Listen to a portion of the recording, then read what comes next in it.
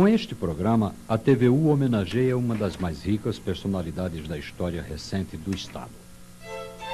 Muitas das suas imagens estavam prontas para a abertura de uma série que, infelizmente, não pôde ser apresentada. É o testemunho da nossa admiração por Expedito, homem de Deus. A série começa com um sacerdote da utopia. Ele abriu mão da vaidade terrena e da própria ascensão eclesiástica e vive há mais de 50 anos numa cidadezinha do interior, onde virou referência obrigatória na luta pelos direitos do homem. E hoje, do alto dos seus quase 80 anos, ele continua a acreditar que a salvação do homem começa aqui mesmo, na sua própria terra. Eu queria saber do senhor como é que foi esse começo de vida, se foi uma coisa que o senhor escolheu ou foi uma coisa que surgiu através dessa tradição da época. Com menino eu não posso dizer que foi imposto porque não ia impor, viu? Nós fomos estudar em Lages, treinando com os outros na hora, né? E até que a mamãe começou a dizer, meu filho, você está gostando da minha igreja, não é que você quer ser padre, não. Só a coisa que ela disse, viu? Não foi nem meu pai. E o padre Ulisses depois foi dizendo assim, ele está frequentando muita igreja, estou notando que ele, quem sabe, não disse para quê, eu também não sabia, a mãe disse isso depois. Voltamos para o sertão depois de 5 anos, quando uma madrinha minha, rica, que morava aqui em Natal, e tia, já sabendo disso, fez uma carta lá para o sertão, para meu pai, essa carta eu vi, né? E ela dizia que estava falando com o senhor Mata para ver se era possível a minha entrada no seminário naquela idade. Eles já estavam tramando tudo sem saber, né? Aí ele leu a carta e disse, olha, você está sendo convidado para ir para o seminário, para ser padre. Mas não diga agora não, deixa para dizer amanhã. Está responsabilizando, né? Mas os olhares de minha mãe em cima de mim, isso na hora do café, dizia tudo, né? Não tirou os olhos de cima de mim. Aí eu sustentei o batente. Eu não vou e tal. Foi no outro dia no café, disse, como é a resposta? Eu disse, eu vou. Disse, tem uma coisa, meu filho, você vai, mas não vai fazer da igreja um comércio. Me marcou. Nessa trajetória, o senhor passa 3 anos antes de ir para São Paulo Potengi. Em que paróquia? Eu fui para o seminário, passei 12 anos de estudo, né, naquele tempo era Rochado mesmo, me ordenei e o bispo me colocou como coadjutor de Caicó e Monsenhor Alfredo era o vigário, né? Ah, Monsenhor Alfredo Gugel. Seu parente, viu? Isso. E aí... Aprendi. Ele me nomeou capelão do Colégio Santa Terezinha, lá das Freiras, e coadjutor do Monsenhor Alfredo. Mas com menos de um mês, ele me tirou para Itaipu e Touros. Porque naquele tempo era assim, era como soldado de polícia, ia para onde que o bispo mandasse, não tinha conversa. E me chamou e você vai para Itaipu e Touros. Eu fui para Itaipu e Touros. Passei 9 meses. Depois daqueles 9 meses, depois do retiro aqui, em Natal, ele me chama e disse, você agora vai para Jardim do Seridó. E os outros padres, os mais velhos, disseram assim, vá, é uma paróquia boa. Paróquia boa, você sabe o que é, né? É uma paróquia rica. É rica, né? E que tem um povo já disciplinado, essa coisa antiga. Paróquia boa era desse sentido, as duas coisas, né? E era mesmo, eu me dei também, ainda eu tenho saudade de lá. Ainda guardo 2 fotografias da cidade que me deram, né? E o sistema era aquele, né? O chefe político veio logo me apanhar, essa coisa e tal, você não podia sair do esquema. O bispo tinha me dito, né? Do Marco Lima, você vai, tem as autoridades do lugar, o juiz, o prefeito, o delegado, e você também é uma autoridade. Opa. Quer dizer, eu não podia brigar com esse povo. Era isso que ele queria dizer e nada mais, né? 9 meses lá, em Jardim do Seridó, e veio a criação da diocese de Caicó, e Jardim do Seridó fazia parte da diocese de Caicó no projeto e na aprovação da bula, a bula de criação, dizia que os padres que estavam nas paróquias do Seridó e que assinassem a ata da instalação da diocese estavam imediatamente encardinados, não podiam mais sair, os que assinassem. Aí eu tinha ido para Jardim, o bispo daqui de Natal queria que eu voltasse, né? Eu não ficava lá. Aí os outros colegas começaram a dizer, não, você assine, você não está bem aqui. Estou muito bem. Assine, homem, isso depois se resolve. E eu assinei, quer dizer, canonicamente eu fazia parte da Diocese de Caicó. Certo. Porque eu assinei a ata, né? Quando Dom Delgado chegou com o primeiro bispo que viu, eu estava em São Rafael, o bispo tinha me voltado para São Rafael. Você volta porque você é de Caicó. Eu não posso, agora eu vou brigar com o meu bispo, ele fez que me ordenou e tal. Então, ele aceitou e ficou por isso. Ele terminou dizendo, você é um frouxo. Conta aí a história do caixeiro viajante, do clero. Quando ele me chamou de Jardim de Seretório para São Rafael, eu argumentei. Seu bispo, o senhor me disse que agora eu ia ficar mais tempo nas paróquias, eu estou me dando muito bem lá e tal. E ele contra-atacava, mas São Rafael é sua terra. Ele sabia de tudo, viu? Você se crismou lá, não sei o que lá e tal. Eu digo, mas o senhor não conhece São Rafael. São Rafael é um lugarzinho desse tamanhinho. Eu não sei como aquilo é paróquia, mas foi criado há muito tempo. E tal, e começou eu disse, do jeito que estão fazendo comigo, não dizia que era do jeito que estão fazendo comigo, eu já sou caixeiro viajante do clero, não paro para lá. Era a história do caixeiro viajante, né? Eu ia com a minha maleta de roupa e um caixão cheio de livros. Já tudo preparado, na hora que ele quisesse, ia um instante. Que livros eram esses? Além dos eclesiásticos, naturalmente. Então, eu gostava muito de história, né? História do Brasil, história geral, tudo. Isso me ajudou muito, viu? Por isso que se diz que a história é mestra da vida. Se eu não tivesse lido a história, até onde a gente podia ler, mesmo de conhecimento da antiga Idade Média e tudo, eu tinha me atolado, viu? Só de brincadeira. Desígnio dos céus e história comporiam a personalidade deste homem que já trazia no próprio nome de batismo um símbolo, pois expedito significa o que age prontamente. E foi sempre assim na vida daquele que, nascido no dia da Santa da Visão, 13 de dezembro, não olhava simplesmente. Enxergava longe. Um longe que poderia estar ali pertinho, na cidade que ele elegeu como sua, São Paulo do Potengi. O que mais ajudou a gente ver na cidade a organizar o trabalhador foi o problema das secas. Porque o homem, o chamado caçaco, assim se chamava com aquele estado na seca, né? Era um miserável, coitado, que estava ali para não morrer de fome em casa. Né? Porque nem o que ele ganha era justo. Era pago através de vales impressos, né? Eu me lembro bem de 2 cruzeiros, né? Uma diária naquele tempo. Para você descontar aquilo no sábado, num barracão qualquer, de algum afilhado político que no fim de uma seca estava milionário. E aquele vigário movido a ideal começou a contrariar os poderosos, pois não aceitava que nas festas religiosas a ostentação se sobrepusesse à fé.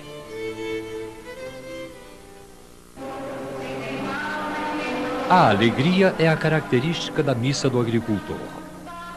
O povo vai chegando com a sua melhor roupa e o melhor agradecimento a Deus pelo tempo da colheita. E parte desses frutos ele deposita no templo, em ofertório.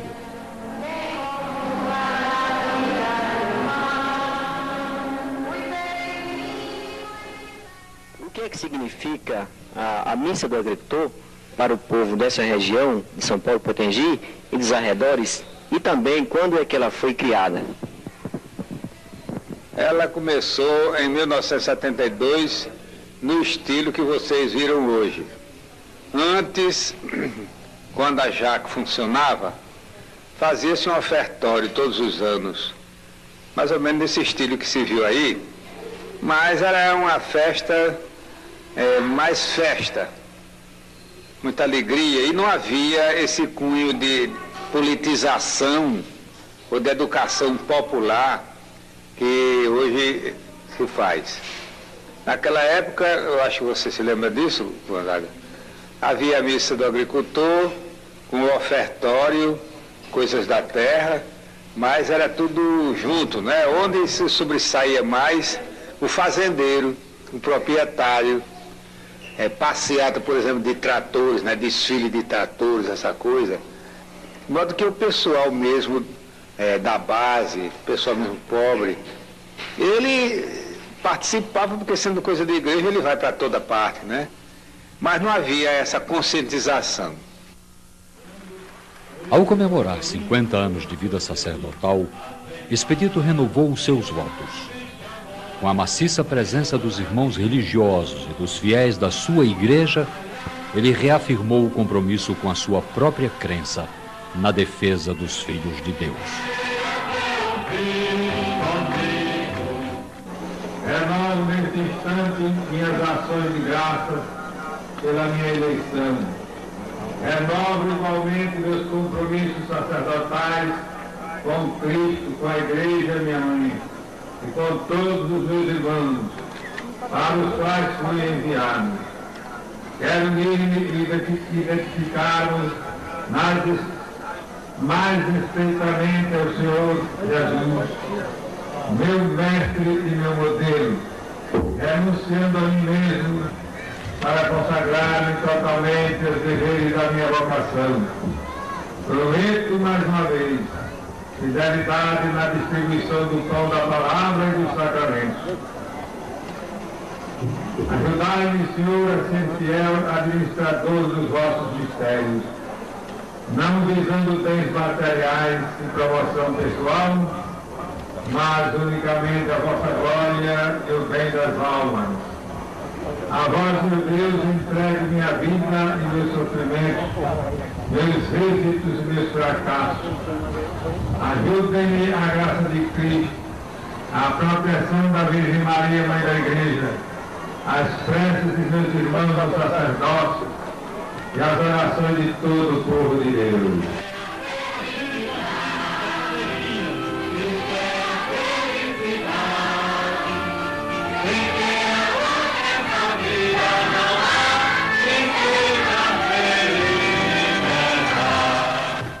Uma coisa dessa dá pra gente se animar.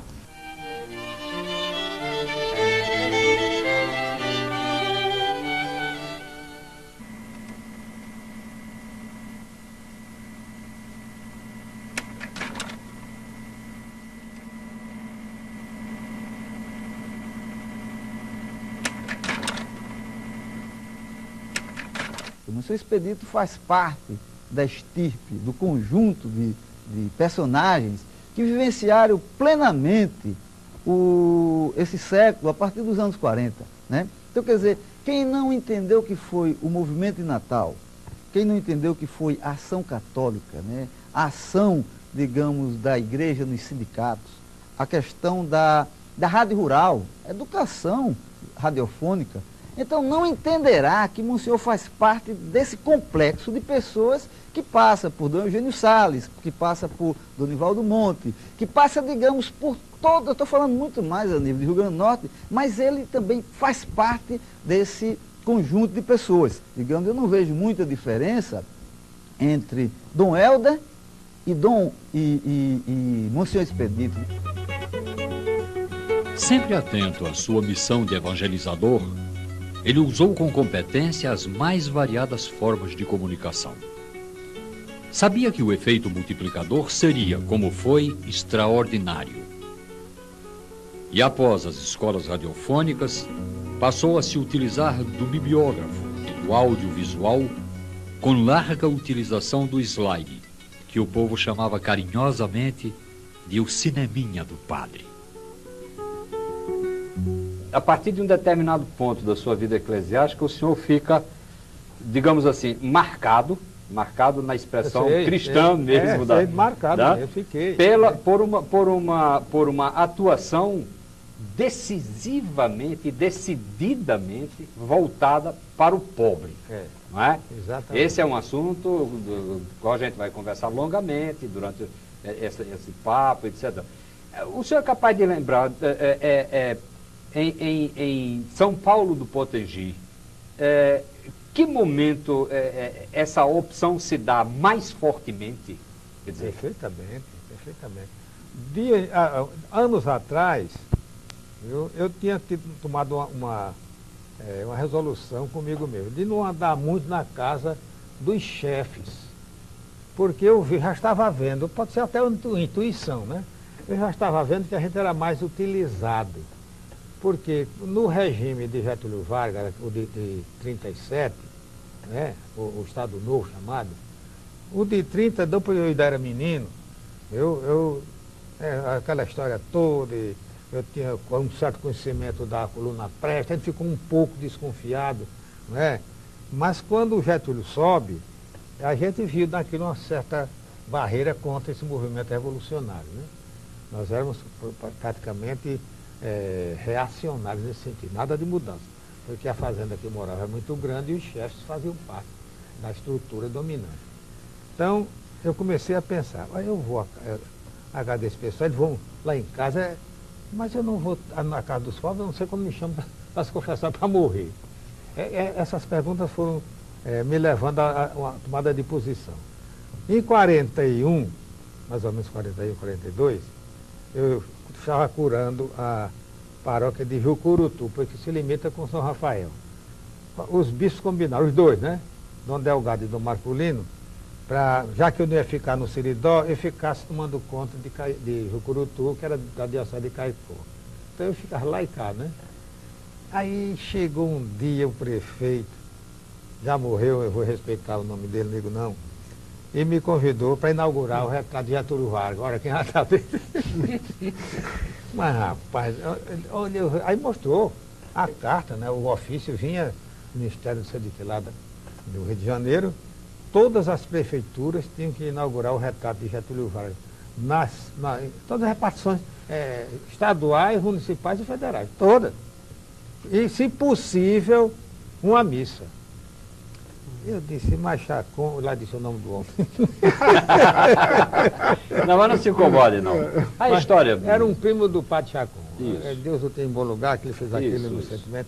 Digo, não é possível, porque a igreja não pode combinar com um negócio desse, rapaz. Um regime que foi uma revolução, não sei o quê, porque você sabe, o pessoal quer.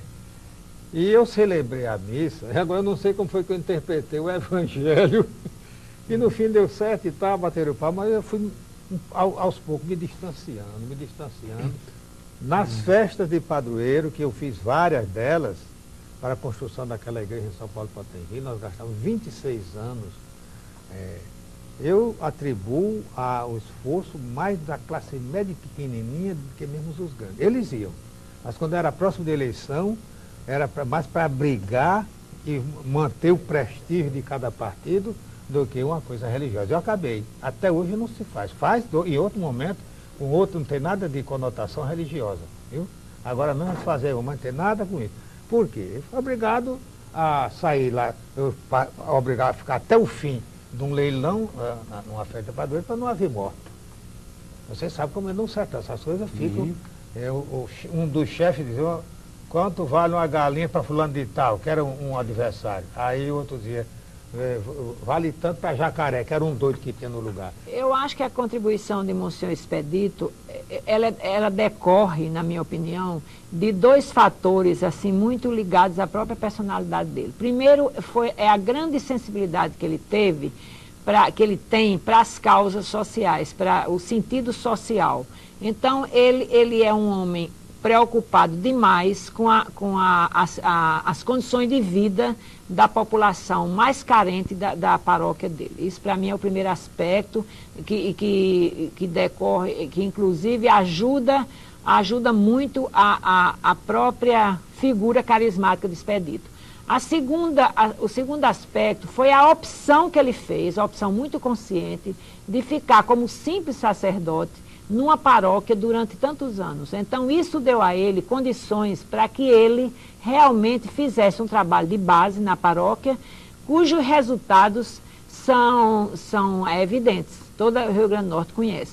Essa evangelização libertadora que a gente sente na paróquia de São Paulo Potengi, ela decorreu desse tempo que Expedito passou fazendo isso. Então, na década de 50, ele conseguiu, através da JAC, da Juventude Agrária Católica, ele conseguiu iniciar o trabalho. Nesse mesmo ano, em 1954, a diocese instalou as escolas radiofônicas.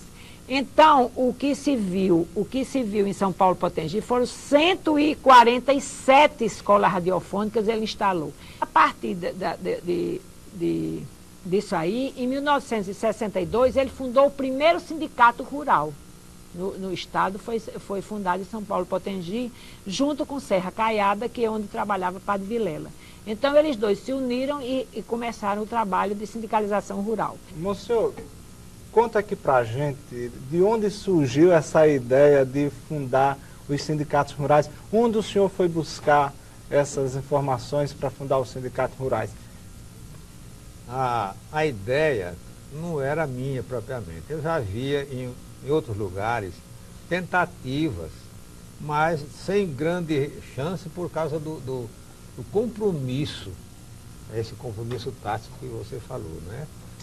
Da igreja com a classe, essa coisa e tal. Ia mexer na certa. O sindicato não era coisa muito cheirosa para certa qualidade dele, principalmente o sindicato rural, que não existia. Existia uma associação de trabalhadores lá para a banda de Minas Gerais, mas o sindicato rural mesmo, de trabalhadores rurais, não existia. O trabalho de Dom Eugênio já tinha começado na década de 50, com as escolas radiofônicas, e semanas ruralistas, e a gente sempre vendo a reclamação dos pobres trabalhadores, principalmente nas secas. Por que não se organizar esse povo? Vocês ficam, não, porque não tem tempo. Aí vem aqueles ditados do povo, que são mais ou menos co-honestadores dessa mentalidade fatalista e que não se mexe, né? Isso é porque pobre é assim mesmo, pobre nasceu para sofrer, mas sofreu o Nosso Senhor pelo... É assim. Isso ficou justificando até mesmo religiosamente o sofrimento injusto.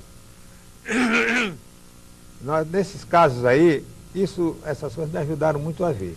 Aí o senhor foi para a França para o... Não, peraí, houve a seca de 53, porque na de 42, que eu estava em São Rafael, eu já comecei a agir. E é interessante, não havia nem sequer Legião Brasileira de Assistência naquela época. É aí que um desses nossos políticos mais velhos começou a se entrosar também para criar aqui serviços de assistência a menores, não sei mais o quê. Isso foi ajudando, né? E a gente vendo, só dá certo quando esse povo se organizar como sindicato. Porque tem lei para isso, tem lei. Tem que ter a caderneta de trabalho, aquela coisa e tal. Bem, a seca de 53 foi uma ducha. Hein? A gente chegar, eu ia visitar o local de trabalho, num jipe velho que eu já tinha naquela época, não era mais a cavalo. Agora era no jipe. Não, jipe, segunda mão, aqui a classe quebrava, né?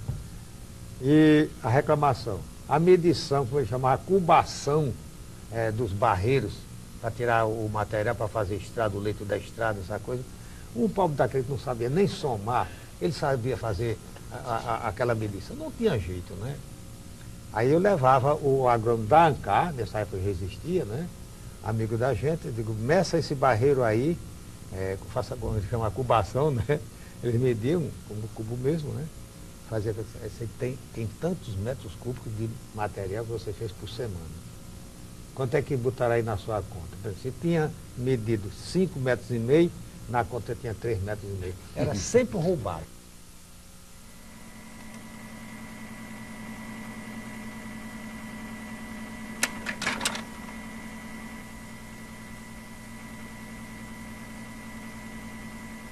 Eu nasci bem pertinho aqui dessa enorme barragem.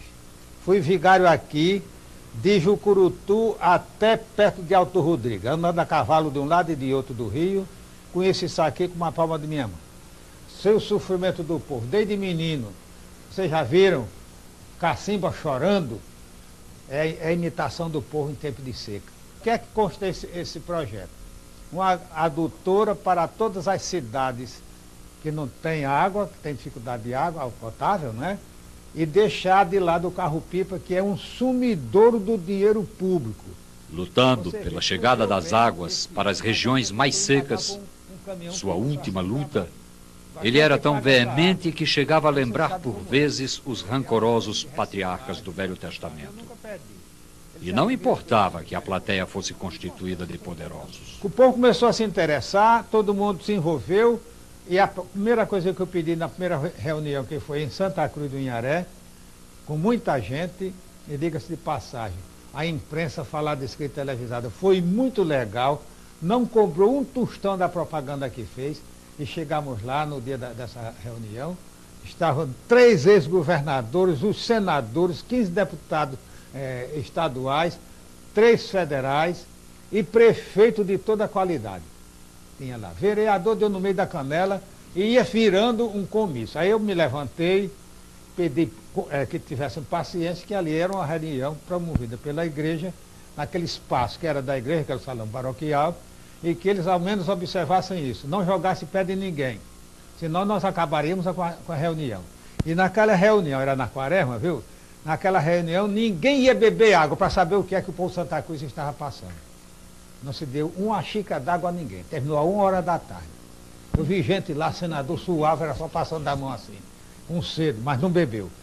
O que realmente alimentava o Monsenhor Expedito, a sua alma, a sua vida, era a luta pela água. Eu me lembro que quando ele convidou os políticos para participar das reuniões, para que tivéssemos esse plano de adutoras que está sendo executado, esse programa que está sendo executado, que já beneficia 600 mil pessoas, que já representa 800 quilômetros de tubulação. Eu me lembro que ele levou os políticos para um salão. O primeiro encontro, se eu não me engano, foi em Santa Cruz, e ele disse o seguinte: olha, não serve água para esse povo não, principalmente água mineral, que é bom mesmo que esse pessoal veja o que é sentir a sede. E isso ele fazia com uma naturalidade imensa. Depois dele dizer isso, ele dava uma gostosa gargalhada, porque ele era assim, ele era um homem espontâneo, muito jovial. E daí a mensagem que ele levou ter alcançado tanto êxito, tanto sucesso. Se Deus quiser, nós vamos completar o Rio Grande do Norte todinho. Depende da compreensão não só dos políticos, mas de todos os cidadãos. Isso não é algo que se faz com 2 ou 3, não. É a consciência de todos os cidadãos do Rio Grande do Norte. É um problema vital. Alguém um dia me perguntou: que povo tão falado é esse? Eu respondi que é o povo das feiras, o povo das procissões e romarias, o povo que enche nossas igrejas, o povo de Deus. O povo que é discriminado por ser pobre, negro ou índio, mas que é possuidor de um potencial invejável e percebe as coisas de Deus.